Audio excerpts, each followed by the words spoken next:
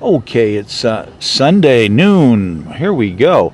All right. Hey, what we got here, Michael Crosby for Potus running for president. Hold on just a minute here. We know that pretty much Trump's going to go to prison. But if you haven't read my stuff to understand about the blacklisting, Julie Sue caught $31 billion in fraud. You know, all of the blacklisting on the phones, people couldn't get through for months, even a year on the phone. People have been screwed. You know, the California, I think, settled out of court. Million regular citizens that were entitled money blacklisted. We're going to talk about that real quick, lightly, because I want to move on to some investment items, some high-end economic modeling items.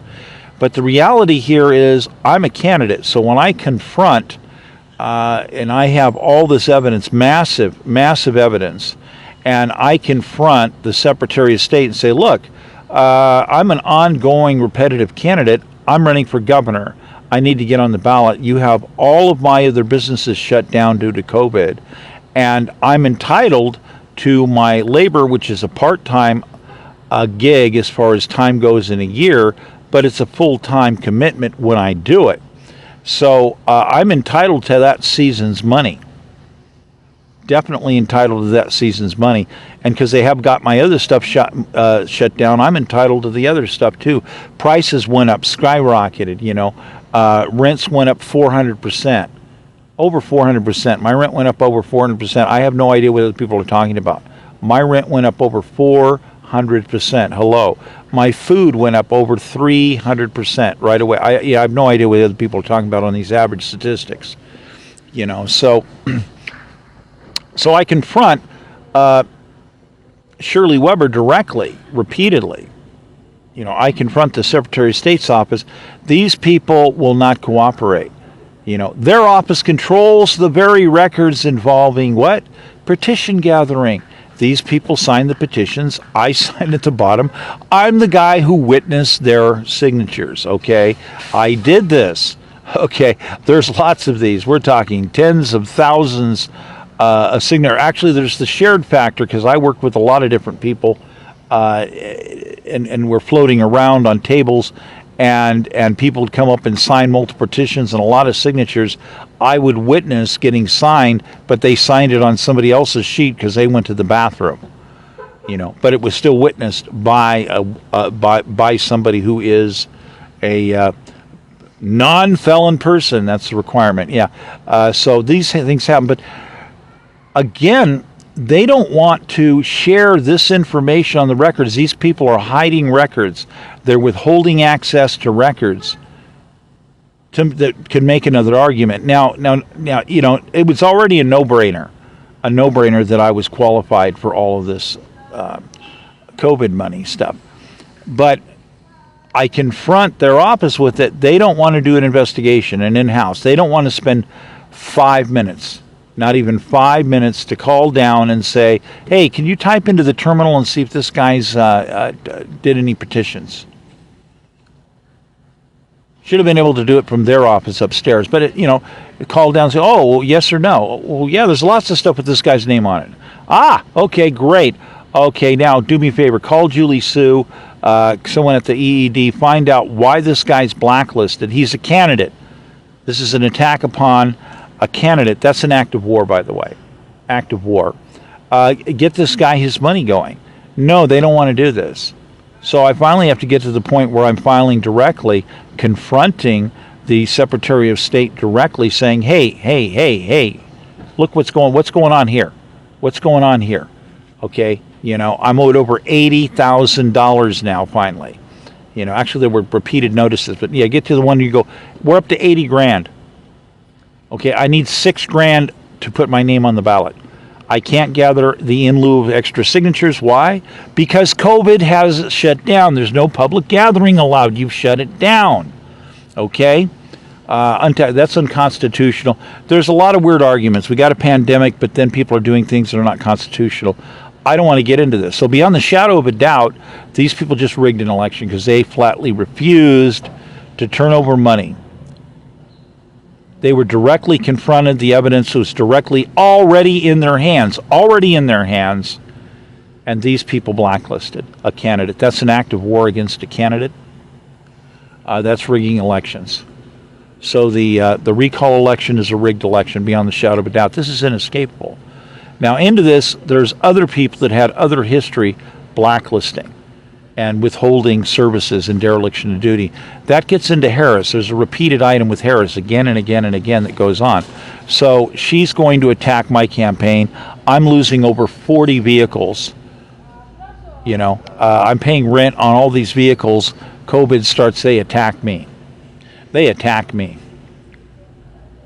I have other people attack me. I'm getting attacked from multiple areas, multiple sides. These people are attacked, go up to my camp. They're attacking the core income of a candidate. That's an act of war by the Constitution and Articles of the United States. It's an act of war. I'm also an archiver. Hi, how you doing? I'm an archiver. By the way, there's extra protections right in the Constitution. You do not attack an archive. You do not attack an archive, or you can face pretty much the death penalty. No joke here. No joke here. Very, very serious. And if you're responsible for the destruction of artifacts ended up basically getting lost, destroyed, or stolen, older than the Constitution of the United States. The penalty for that is listed right into the Constitution. This is a hard item right in the Constitution, mandatory death penalty area. So these parties are contributors. They've committed acts of war against an archiver.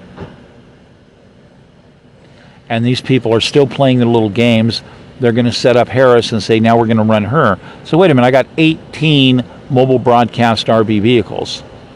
An entire convoy, a whole convoy was stranded because of these people's action.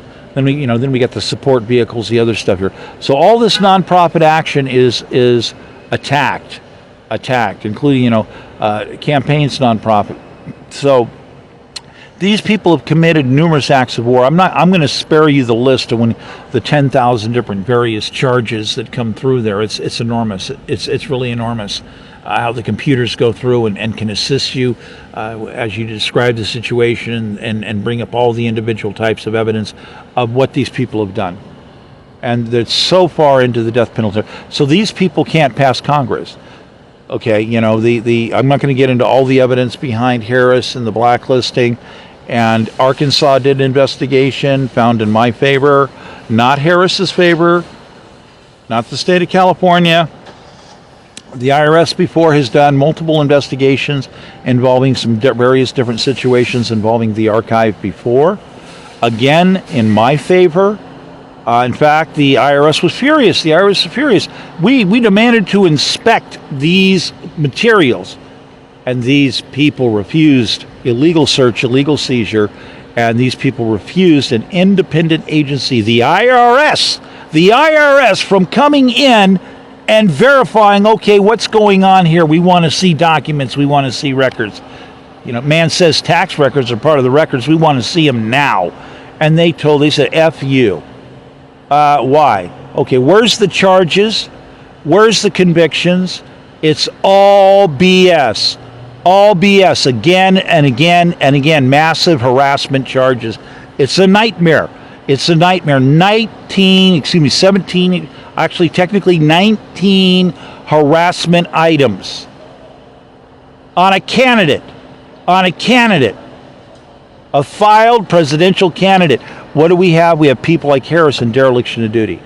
It's their job to protect the process of elections. When you get up to the criminal matter, they're exporting electronic information that's a lie. Arkansas looks at it and says, this is all a lie. Yeah, it's all a lie. The IRS looks at it and says, this is all a lie. But these people just keep bowing their neck and they're attacking my campaign. The evidence is insurmountable. They're coming before Congress. Now here's the thing. When Kamala Harris comes before Congress, it's going to be me laying out evidence in front of Congress, because I think I'm going to do that. I filed the PCP, Presidential Candidate Panel Rights. You can do the PCP rights. You can do treason, you can do different levels, high crimes, misdemeanor, so forth, etc. So some people that see the PCP stuff, that's constitutional powers. People don't understand that. It's just something that you just almost never see. The reason you never see stuff like this is because you never have basically leadership that is so evil and has the balls to do some of the crimes that they have committed. So Harris can't get past Congress. You people have to understand this. If you haven't seen my shit, you're obligated as a voter to go do it. These people are lying to you. I got the hard evidence. I've been posting it for a year and a half. This is not some kind of flippant thing that's propaganda. I'm talking hard evidence. Hard evidence. Posted on the web. Inescapable. In your face. Here, FBI, Justice System, look at this. They don't want to do their jobs. This is bad. This is a problem. They don't want to turn over the recordings. They don't want to. These people are screwed. So in front of Congress, all these questions are going to be asked. So Julie Sue again is going to be dragged in front of Congress for election rigging. Shirley Weber is going to be dragged in front of Congress for election rigging. Harris is going to be dragged in front of Congress for her dereliction of duty respective to attacks on a candidate. And that's going to be the end. They're going to sit there and say, well, now if Congress has any citizens, we're not just going to necessarily forward this. Because, see, they can forward it. So if I put a remand down from the presidential candidate panel on treason and do a remand down for a congressional review, and they remand it back up to me, that's prosecution. They go into custody right then, right there. They don't leave the building. And guys are going to walk up with coats, going to say PCPT on it. They're going to walk right up. They're going to arrest Harris. She will not be leaving the building. They're going to arrest Julie Sue. They're going to arrest Shirley Weber. And they're going to be going off to treason trials for the destruction of artifacts older than the Constitution of the United States. Constitutionally guaranteed. Go read the Constitution. Go ahead. Do you remember the Constitution? Go read it again, please. Please. Go read the hard evidence. Go read the hard charges. Go read the hard facts. Go understand why you can't have your musters come up and attack another candidate or you're disqualified. You are going to be basically disqualified from running as a candidate. So they're gone. She's not only gone, it's going to get remanded back into me. It's going to be remanded back to the PCPT. And those are criminal charges. These people are going to leave Congress in chains. As their election period is not only over, they're being taken away for treason. Now, baseline item, it's impossible for them to escape the most minimum charges such as dereliction of duty. You can have people sit there and do that all day. Now, so the other reality is, well, we've seen all this stuff on Trump in the media. It's kind of a no-brainer. There are cases that haven't even been processed yet. There are charges that haven't been processed yet. Only some of the material's coming through. It's massive. It's just massive. He's going to prison. Trump's going to prison. Again, how is Trump? I guess you got a majority Congress. I mean, I guess they can turn around and try to claim that something. But I don't know that that's constitutionally legal. So I'm not going to go there on a lot of places on some of this at the moment, other than because we still have stuff in processing. I don't see how Trump's going to make it through the election. I think he's going to prison about the 16th of the month. I really think so. I think that's it. I think that's the end. So that means we need a presidential candidate. I'm the guy. I'm the guy that has been working for decades to build an archive that has the solutions to repair our economy, to bring forward new types of archiving, new types of law, new types of protect every single citizen, to bring forth 24-hour, 24/7 services, to bring attentive, assistive tooling, AI tooling. Not just some little tiny chatbot. Oh, no. We're talking advanced item stuff. It's going to help you organize it. It's going to go in stages. It's going to go back and forth. Okay, we're going to work this information. We're going to have a human look over this, review it. It's going to get tweaked around a little bit, and then you're going to get a call on your phone or an email. And then you're going to be able to call and communicate back into the AI. And then the information's going to get furthered again. You'll be given instructions, copy and paste certain information in. It's going to move forward. It's going to move forward. So 24/7, that's me setting that up. So I'm the guy. I have the best economic plan in modern history for the United States. Nobody can beat me. Nobody. People have been looking at my stuff, copying and pasting, checking in various types. The largest computers in the world say, yep, this is the guy. He's got the best platform in modern history. So my name's Michael Crosby. I'm running for president of the United States. Take a short break. I'm going to be right back. I'm going to talk about I'm going to update something I was talking about. I did a podcast speech for FBI, DOJ, DHS, Justice Department, talking about people, and a lot of it has a lot of what's going to happen with their pay, their time off, their vacation, and the new guaranteed construction options. So I'm showing where there's people's go, they're going to triple their income, basically, or more. They're going to double their income in 3 years or less. I have to update that because it's more than that. I got some of the numbers. I didn't mention the other facets of how it works. I was talking about base pay scale. Base pay scale, you're going to more than double your income. Some people are going to go up 300% or more. But everyone's going to go up at least double because of the way the work schedule works pertaining to certain styles of job. That'd be FBI, DOJ, Justice Department, many types of military, a lot of other departments. It's going to work that way. If you're a fireman, it's going to work that way. And I want to talk about the other bonus areas when I come back, but I'm going to take a short break. Okay, coming back here, I want to talk about the more expansion on how the system is going to work.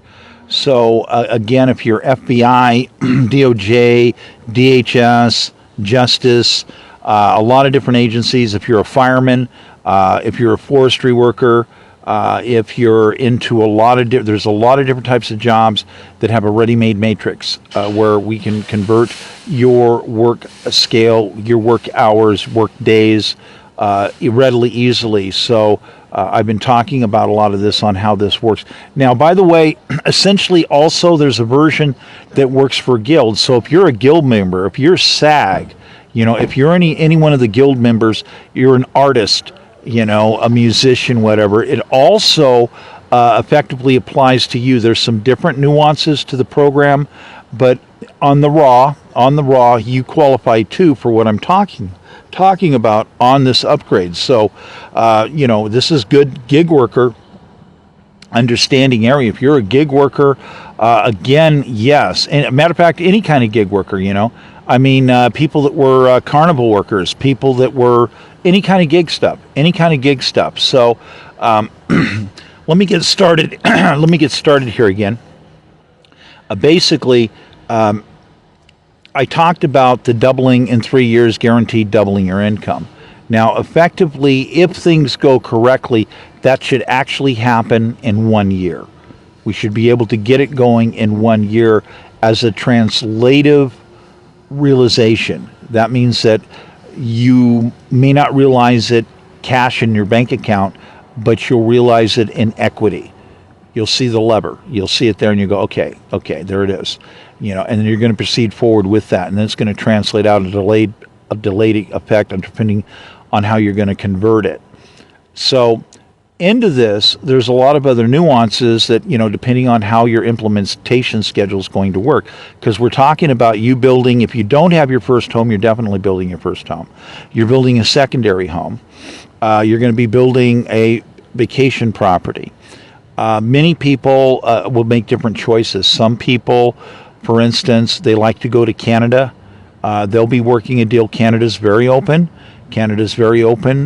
For people to come to Canada, buy property, put themselves a second home or a cabin or whatever. Now, into this, by the way, I'll mention real quick, I want to do a treaty. Into part of the treaty items that I've worked on too would include Canada and Great Britain, because I got the different items for the water projects I want to work on that development. But tracking back to how this works, so we're using a new system of pooling. There's a whole lot of ways where there ends up becoming a new type of governance that has a voting. You're talking unions. Again, most union workers is also, in some way, this also touches base. So we could be talking about even automotive workers. We can be talking about a lot of different types of people in various items. We also have a different scale of understanding for different aspects in military. I'll cover that later, especially if you're Air Force or Navy. There's some different aspects on the way that's going to work. And we're talking a tremendous upgrade in your income and your asset acquisition.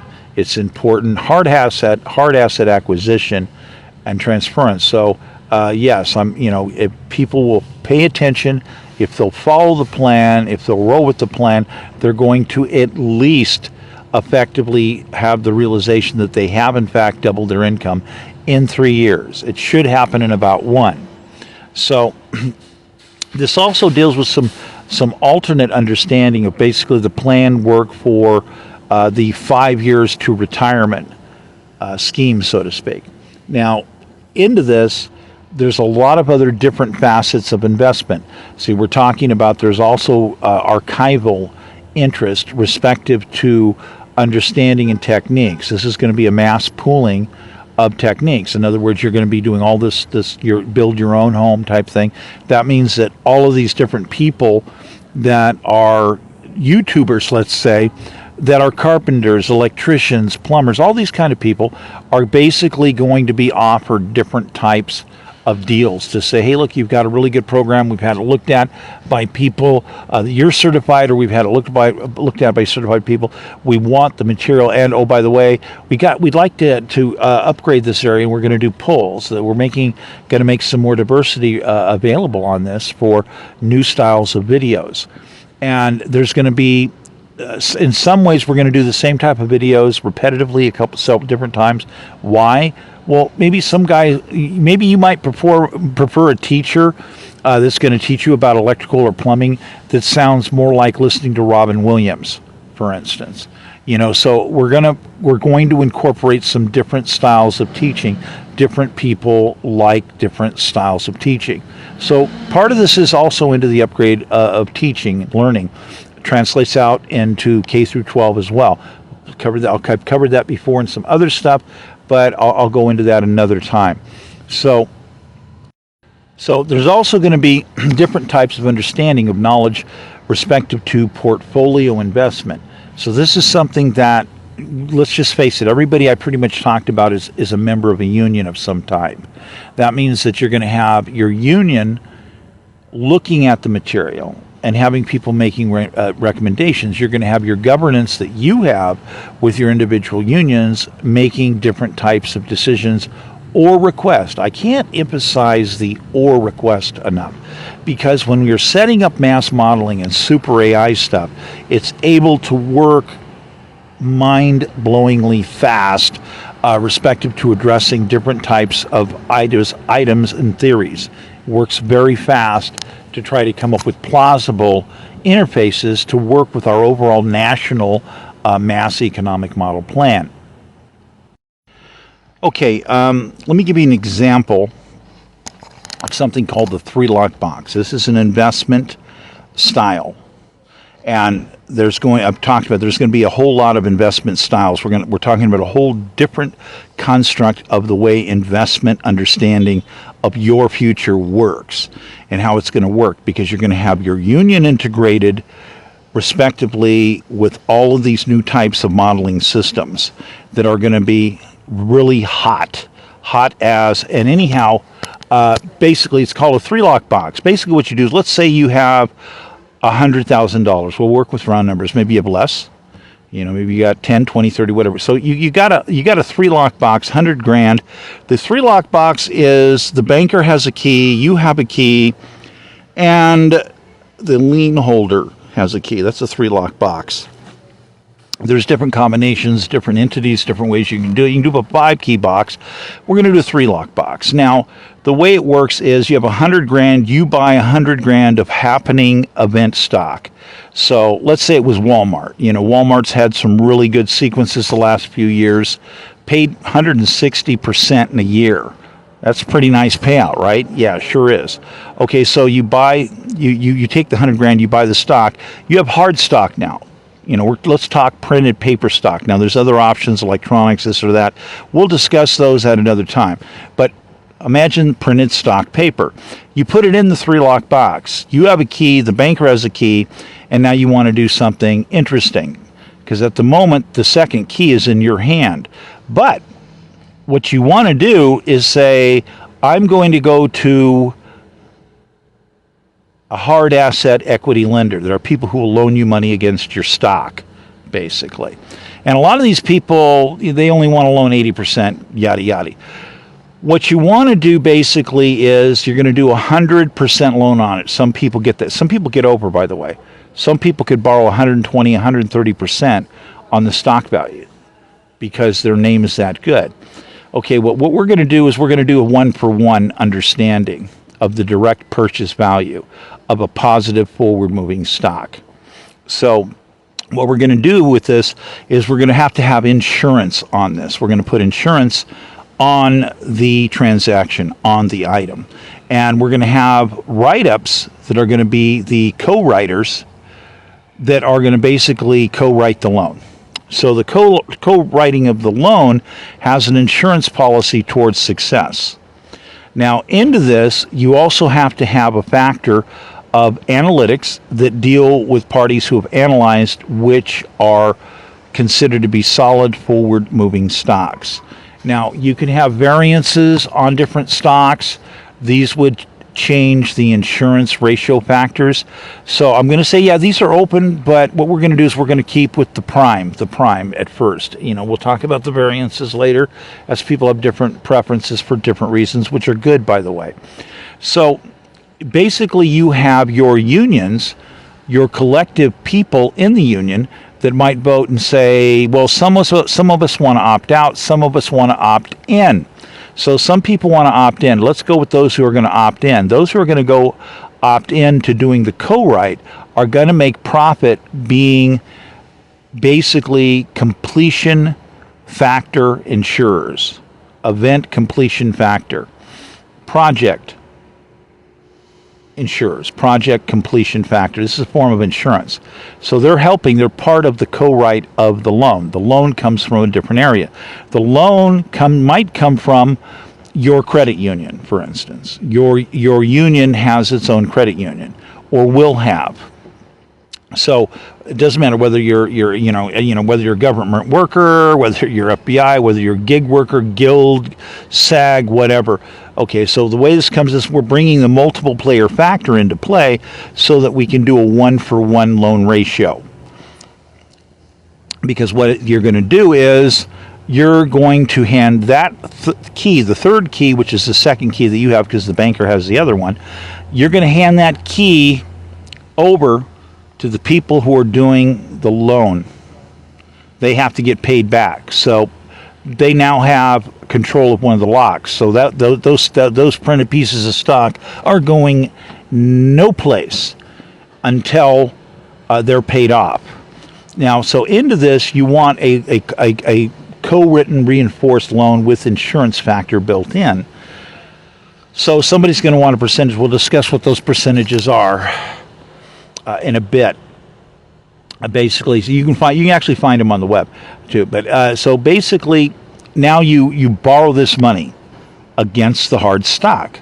What do you have? You have 100 grand cash again, just like you started with, but you've got a deal locked in right there in that 3-lock box. Now you turn around and you say, okay, I want to buy another forward-moving stock with this 100 grand cash, and we're going to put it in a 3-lock box. And we're going to repeat the process again. So you now have a second project goes down. You're going to repeat exactly the first process again. You'll have another 100 grand. And then you're going to get another forward moving stock. And you're going to buy a third 3-lock box. and do exactly the same procedures again. Now, you can repeat this many, many times, but there's a physical time factor for doing this. Now, in the future, as electronics move forward, you can do this all, going to be able to do this all electronically in a way. So blockchain type stuff. In some ways you can now, but it's not it's not what I would call the right style. So we're going to be building a new style consortium of various union bank type situations. Union, guild, whatever. So if this was Walmart stock and you did this over the course of the last 3 years, each year, you would have been making anywhere from pretty much 100%. I mean, I think it pretty much from 120 up to 170% on your money each year. So you would have been doubling. So each box would have yielded whatever that percentage is times those number of boxes. So if you did it 10 times, you have control of $1 million, but it matured. It paid out 160%. So now you say, okay, we got $1.6 million and you have to pay loans off. It's like, okay, how's this going to work? It's going to, we got to pay these loans off. So you're going to pay off the $1 million worth of loans plus the interest. Let's call it, we're going to use a round number, call it 10%. We should be able to work this and bring it in at a steady 5%. We can talk about that at another time. So 10%, yeah, you can do that at a 10%.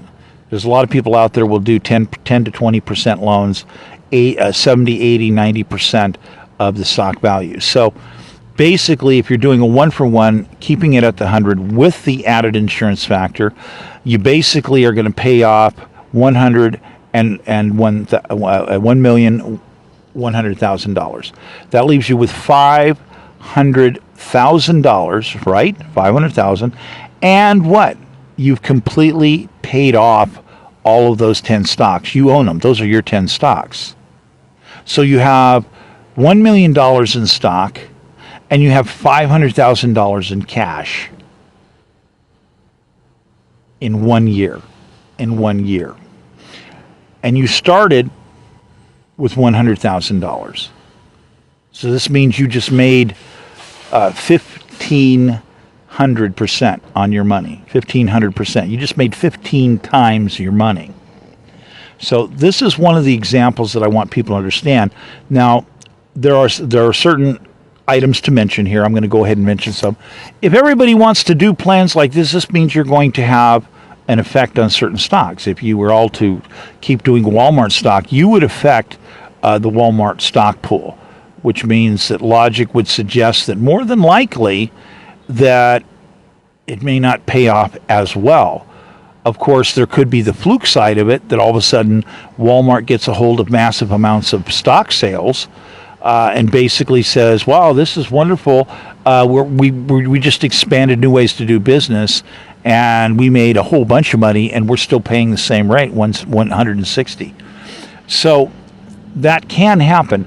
But overall, you have a lot of people out there that are doing hard asset development business of some type. So you have different types of stock that have different types, by the way, different types of conditions. We're going to cover the different types of conditions for the different types of projects later on, because some of them are 100% solid and 100% guaranteed. So you don't have to put the extra insurance factors on it to make sure that the project guarantees and will come through. So this means basically that people doing this in mass amount are going to start affecting stocks. So you're going to have to understand the new assessment and adjustment factors with particular different types of stock. So some stock is like, oh, we're only going to pay off a certain percentage that is much smaller, let's say. So you might have a stock that only pays 30% a year. So that means that you would be looking at a much longer situation to pull your money off. So you wouldn't be making, if it paid 30%, you would only be making 20% on your money. But that's 20% times your 3-lock box technique, so to speak. Now, these are valid techniques that have been used by many people. You can be assured that a lot of people have used techniques like these. So let me take a quick break here, and I'm going to come back and talk more about it. But I wanted to talk about the variant structure of how you'd influence a market. And then you have other types of investment considerations, and you'd have profile information based upon that. Now, based upon that, you also might do different types of stock investment where the stock somehow pertains to maybe the industry you're in, because there's a difference. You're a gig worker and you have a union, but you're connected to a different type of industry instead of a governmental item. So those need to be discussed as well, because then you can participate in various types of projects. Again, it's wide open. Any time you could print a hard stock and put the backup insurance project guarantee, profit guarantee insurance set up on it, it's going to be able to work. Let me take a short break. Okay, we're going to talk about real quick here the reason why hard asset generation mechanisms work well. They model out very well, by the way. Is because it's a hard asset. You're going to generate a hard example. You're going to make a home. That means that you're going to build a home 70 cents on the dollar of the retail value. That's the generalized equation that we're working with, respective to a given situation. And the asset and the whole business project plan is guaranteed by the asset itself. This piece of real estate, it's not going to walk away. Someone's not going to stick it in their pocket and just walk away with it. So, you've got an extra security aspect. Understanding this, it's really crucially important here. So basically, one of the things is this is also known to be secure. Part of the co-writing, when you're going to do the co-writing in the generation, can be connected to unions. For instance, can be connected to unions. There's a lot of other different ways to model it out and do it. But for instance, when you're doing unions, when you're doing mass integration of mass employment, it's always a big winner. So basically, source, where are you going to get the money? You're going to go to the Fed. And why does the Fed want to loan you money? Let me get into this real quick, why the hard asset is so bonus this way on building houses. There's other types of real estate, your personal extended shop. Maybe you're doing 2.5 acres and you're doing other outbuildings, and there's purposes for it. And a lot of those, yada, yada, are good too. So let me talk about this. The Fed loans money wholesale.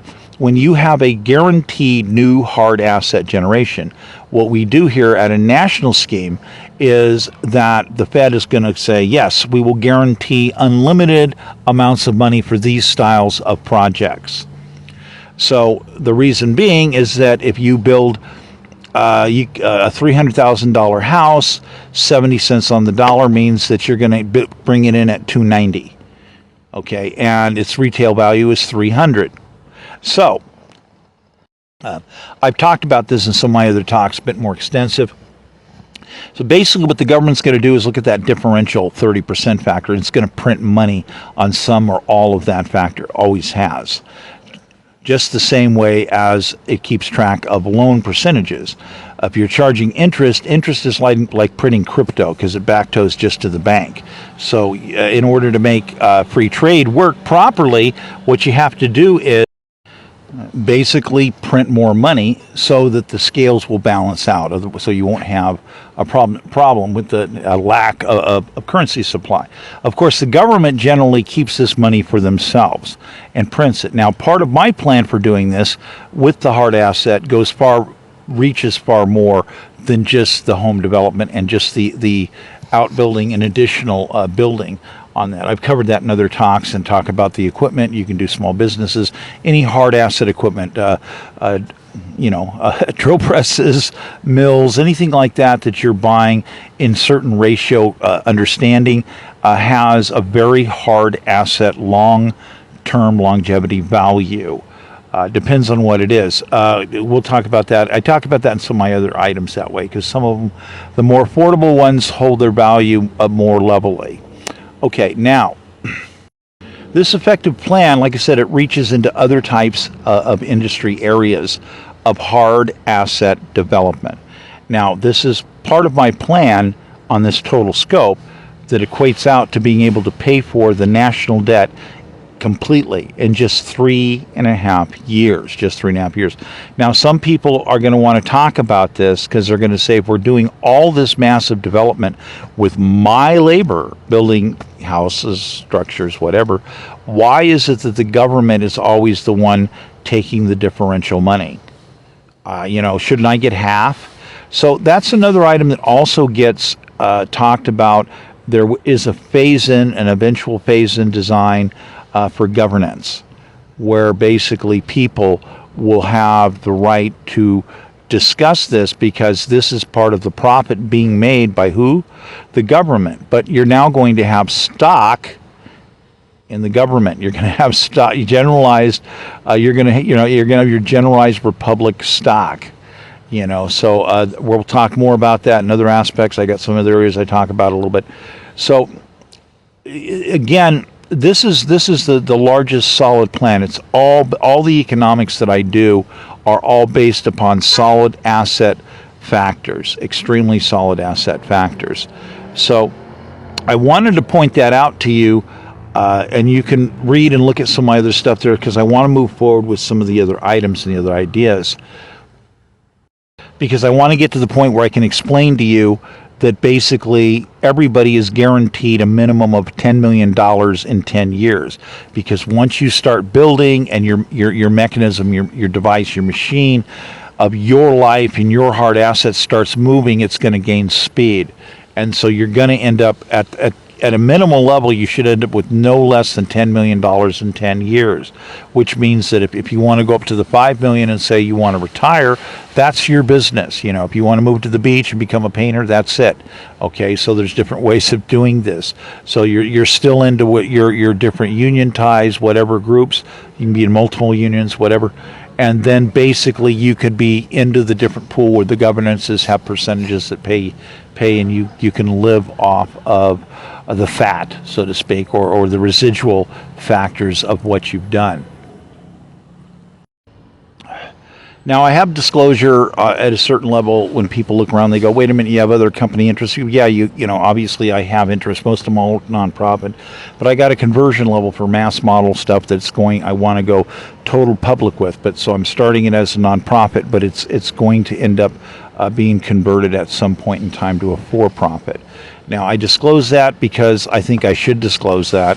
But my point here is I want to repair the country. I want to repair this nation. I'm the guy to do this. Really, I'm the guy to do this. And we've been having a lot of indicators of, well, frankly, honestly, where people are upset. We've had an anomaly in voter statistics. Let's talk about that real quick. Now, I think that people have noticed from time to time, they've watched media, and it's always two players, and they've accounted for 100% of the vote, 99% of the vote, 98% of the vote, and you're like, that doesn't click right, And then you see these occasional things from, you have other parties, Green Party, Libertarians, you have Miriam Wilson, you have Dean Phillips that checked in for a little while. You have Cornel West, and he's pretty much been booking a solid 2%. We also have Kennedy. And Kennedy, even though it sounds like he's thrown in the towel or whatever, at this point today, he's still on certain ballots. Now, it's important to understand that there were other statistics that came out that weren't necessarily circulated properly. And this is very important because we have the largest anomaly statistical factor in modern history. We had 31% of American citizens saying that we're going to vote for one of these other candidates rather than the basic two, so to speak. I mean, it's almost, I even heard somebody comment once that says they want to vote for anybody else other than these crooks. And it was kind of a weird thought. But it did address immediately how these people really felt. They felt deeply about it. They felt that they were being cheated, and that this had been going on for quite some time, and they were done with that concept. So when we think about the reality that there was a 31% factor that may or may not still exist, Because again, we're not seeing consistent statistics from the media. Part of this is because for a lot of different reasons, people could say, well, it's discrimination. If you're only showing 2 candidates, obviously you're discriminating. But you have other factors. They used to get their material from shopping malls. They used to have a lot of people went out there with clipboards. You had machines there for you to check. And a lot of those malls kind of closed down. They kind of ended. COVID killed them. They didn't come back. Some of the certain ones that are healthier, they're running full speed ahead. They're still happening, But at one time, I believe the estimate was 70% of shopping malls went under. 70%. So understanding demographically how these were located in different places, and that you would get a different demographic of how people felt that would show up on these statistical samplings is important. But we have another factor. We have other factors where you had people who basically were looking at some of these devices or talking to some of these people. Say, oh, you want to do a poll in the presidential, and people walk up to a machine, they look at it, and they see there's only 2 players on it, and they just throw their hands up and shake their head sideways and walk away. They were upset, and you go over and ask them, why is this? Says, well, this is BS. We're not getting any competitive issues development parties involved here to keep the system honest, so to speak. And a lot of people were pissed off when they would see the people with the clipboard. They wouldn't participate. So those are not true, accurate polls, because you have people that are not participating. And you have other people that don't participate for different reasons. Some people don't participate in certain types of polls because they don't want to give any information out on themselves. Very paranoid, very paranoid. It's kind of weird how that works. You also have different factors of people that they just don't have the time to do it. So literally, when I say to you that we have an anomaly factor that hit 31%, very late in the game for when 31% would be high. That is an all-time high percentage nationwide. And there are some people in the media that did talk about a little bit of those numbers earlier. I think there for a while Chuck Todd had gone out of his way to mention that there was a lot of other people that pretty much wanted anybody else, any other candidate, so to speak. So we have a system right now. If we go over what I think the true point scale probably is, I can start by giving the conservative estimate.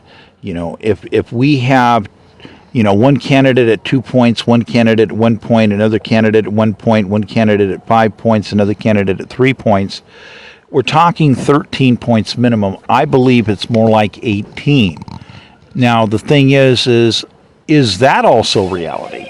Because has basically the media been successful in communicating basically an influence to talk people into voting for one or the other candidate? So that may not even actually be accurate. 18 might be too small. We might be talking about 24 to 29% at this point. And it's very, very important. This is very, very late in the race for any kind of numbers like this to be out there. This is a real anomaly. And basically, when you get to these higher points, what you're talking about is that the election will end up getting put into the House of Representatives. Of course, again, we still have the factor of modifiers that haven't completely reached. We have the obvious understanding that a lot of people are saying, hey, Trump's going to prison. And then we've got Colorado, we've got all these other motions that are apparently still happening, or refiles or whatever, where Trump can be disqualified for being part of an insurrection. And that is something that hasn't been processed more completely throughout the states, actually. Which technically, according to the Constitution, the individual Secretary of State should have been able to disqualify people, basically, based upon certain factors, such as the insurrection factors. They could have held different hearings, but it's like nobody wanted to do it. Nobody wanted to spend the money. It's like a laziness. What is that? But then you have the other facts that I've stated earlier that deal with the Julie Sue Shirley Weber Kamala Harris, active AG, California, currently. And there's more people, by the way. There's more people. So this evidence has been put out there. It's already, boom, beyond the shadow of a doubt. People that end up viewing it, you put it into AI law, you put all this evidence in, and it goes, ooh, these people, yada, yada, have done this. There's reason to believe. There's all kinds of extra investigation that should be done to totally understand the whole picture of it. But it's like a no-brainer. It's like, boom, you look at certain documents, request for action this day to Shirley Weber, and she hasn't done it. And you have all these other supportive documents that show that these parties are not fulfilling their obligation. They are in violation of their oath of the Constitution because they're not protecting the process of elections. They're not protecting a candidate that stood up and said, hey, so because we got acts of war actually happening. And this is a big problem. It's a major problem. So I've stated it before. It's going to end up in front of Congress. I'm going to put stuff in front of Congress, put documents in front of Congress. And at that point in time, there's a lot of different options that Congress can do with that, basically. In other words, I can do this as a declared candidate's right, presidential candidate panel, in which I basically do a document remanding down for further understanding, for re-remanding back, which is to say that I'm requesting Congress to verify all of these other factors and make a decision on it. And there'll be associated documents that'll be with that.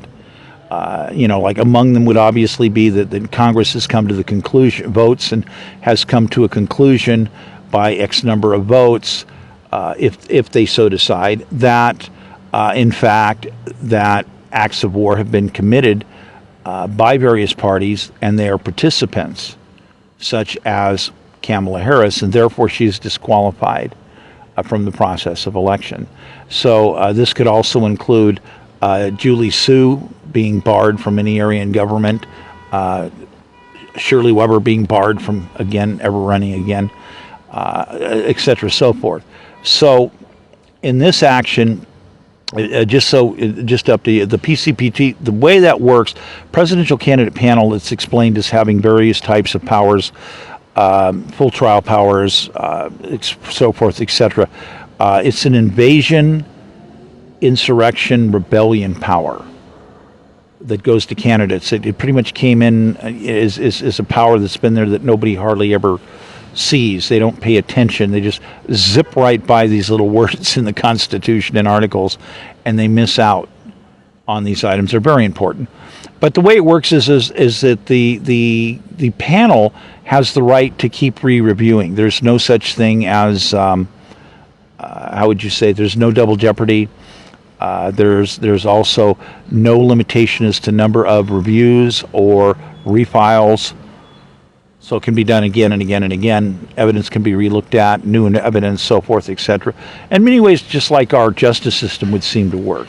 But ultimately, the way it comes up is a lot of this, as it's worded in the Congress and the Constitution and articles and different minutes of Congress, deal with basically the Senate having ultimate review power over the presidential candidate panel.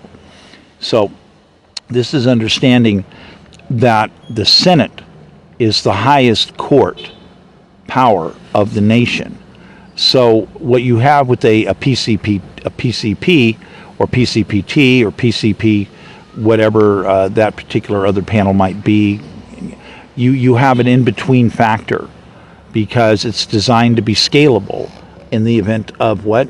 Invasion, insurrection, mass rebellion. And that's to ensure that a president that, by the way, need only verbally proclaim, you like that? Need only verbally proclaim, will ensure to protect the Constitution of the United States and protect the core of the country no matter what, which means that the candidate sworn to protect the Constitution is empowered to do whatever is necessary to protect the nation This is our forefathers laying a mechanism in place so that in the event of invasion or overthrow of the government, that in fact there is a legitimate mechanism already understood to be there, be there and be able to fight and return the country back to constitutional framework. Now, if anybody read any of my PCPT stuff, there's a lot of modifications. It also includes the use of willing witnesses for fMRIs. This establishes a form of definitive truth. So we get away from the he said, she said. That ends, basically. So that's a modification that is within the box, within the allowable box of boundaries, to deal as an action of what might be necessary. You could also, theoretically, according to the rules, and I put forth that the item and documents have been generated to force parties forcibly into an fMRI and use pharmaceuticals in conjunction to extract information from parties that may be unwilling witnesses. And this effectively has already been done in Florida. I believe several other states have also done this as well. Usually it's done in conjunction with serial killers in an effort to get closure to families and understand the total number of victims and the remote possibility that perhaps somebody might be tied up someplace in some area underground, and you might be able to save their life if you can figure this out in time, which unfortunately did not work in one instance. There was an instance that had the court move faster, they could have actually saved somebody's life once. So there is a reality about this technology and precedents that this technology has been used on unwilling witnesses. So it can be so ordered. So that gives you a basic understanding of what's going on respective to certain items and what could happen respective to certain people, as we have parties that there is abundant evidence that have committed acts of war against the income of a candidate. Those are acts of war. We have archival damage that has even stronger regulations, even stronger. It's so strong that it is blatantly placed out there. You start attacking museums, archivers, artifacts, death penalty. You don't believe me? Go back, read the Constitution again. You need to do that. So you can understand these various powers, because nobody's even got me coming up to 1 point showing it. They're not showing me at anything, really. I'm this 0.000 something, which isn't a joke, considering that I'm owed. There's billions and billions of dollars in damage that have been done by these people in their actions they are in some way connected or contributing to the destruction of an archive. Big bahumba, so to speak. So that having been said, I want people to have clear minds to understand best choices, where to go, what's going to be the best items for economics, because I'm saying, look, I worked hard for it. I built a whole fleet up. I had a whole different setup of the way I was going to go out and do campaigning, putting 12 of these 18 RVs on the freeway system would have 1 million people a day in Los Angeles seeing this. So, as you review material and you see the understanding of the archive fleet and the different capabilities, it talks about the different capabilities to have the broadcast. It's my idea of hooking more and more people together. See, I wanted to get more people together. And some people might look at it and say, oh, you got a bunch of Zoom stuff hooked together. Not exactly. These are mobile broadcast units. These are actual massive resources. These are archives, mobile archives. And there's a lot more to the picture here.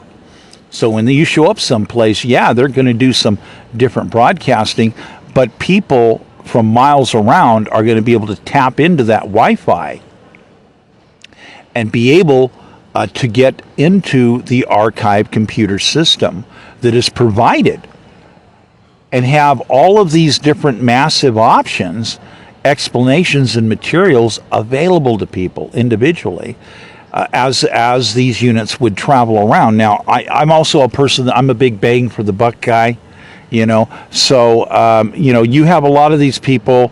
They're going to go out and hook these monstrosities together that are these brand new multi-million-dollar vehicles, and that's just the vehicle. That doesn't have this archive and potential and all this other stuff to it.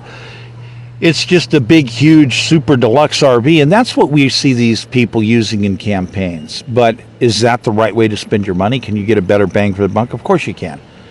I looked around and says, yeah, I can go out and get a whole lot of RVs and spend 10, 20, 30 grand on an RV instead of spending $1 million, 280,000, 700,000, stuff like that, So this means more units can go more places, and there's a lot more facets to it. This would be showing up at different colleges and looking at different areas of education, working with computer people, working with language models, working with work opportunity, working with certification skill sets. That means you go to different areas. They have equipment. They're certifying people. They're changing people for their future. But then all of a sudden, temporarily, there's all this other massive information and links that are provided to these people's lives, and they can interact with it. This is the idea is it becomes a 24/7 item that people tap into and keep working with, and the AIs are going to keep reevaluating all this information that people are putting into, so we can refine a better and better, literally, mass model structure for our economy and every other need that we have, medical, whatever it is. So we're definitely talking about having the other aspects where we go out to industry. We do a lot of different things a lot of different times, and we're going to have little miniature introduction videos, documentaries put together, shared, things where you show up and the industry says, oh, yes, we communicated ahead of time, says, yes, you're welcome, we're lucky, we're glad to see you here. It was designed to be more of a modular system, not necessarily something that was going to be real disruptive and cause them to do a total shutdown. Of course, if they wanted to do a total shutdown and have their employees look at the material, that's fine. But basically, the introduction of, would you all please quick take your cell phones up, check the link, grab the link, lock it in, get the other links, throw it to your email so that share it back to your email so you have the links to these guys, And if you want to, basically log off from your work for a while, you can keep track by tapping into this, and we're okay with this.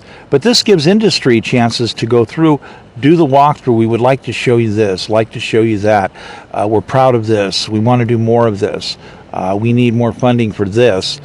We have dreams here. This is a room. Here's some of our dream center. This is what we want to do, whatever it is.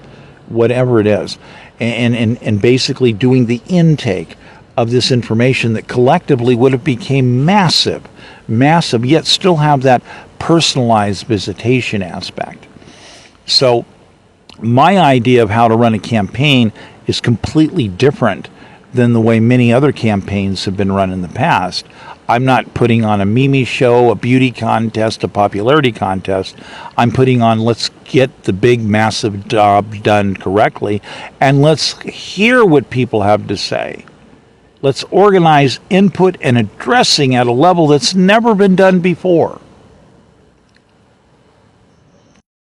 Now into this, I want you to understand that I get more bang out of the buck. So the 18 RV startup would have just been the beginning. I would have very quickly added on to the system of the archive, basically. There are other people that would have been interested that all along that would have chipped in for a more permanent archive situation to be about, because there was a central point where these vehicles basically would be located out of. In fact, it would be multi-state central real estate points. So you're talking very rapidly, it would have gone up to 100 RVs. There were people that were interested in donating RVs, and I had no place to put them. I want you to understand this. This is something that's crucial, because we easily could have intaked another 20, 30, 50 RVs in 30 days. So in 60 days, increasing the fleet between purchases and donations to 100 RV fleet, and having people being sponsored to drive around places, to do the Zoomcast, to show people how to tap into the archive systems, to get them to be able to tap in and integrate with whatever massive AI resources that other companies had, effectively was part of the program. Help familiarize yourself, help make things friendly, and this is something that people really need to understand, how the framework of the design for this plan and platform to work originally was set. So the gravity of understanding people coming in and committing acts of war is that these people are violating national security. They're violating the Constitution of the United States. They're interfering with the election process. They are basically interfering with a lot of big major laws all the way at the top level. And you need to understand this so that you can get more information and understand what's going on in the election, what's best for you. Because this is a completely different style of campaigns. Campaigns is based upon solutions that have been developed, hard development. It's not a meme contest. And this is something that is crucially important because it's your future, it's your economic future.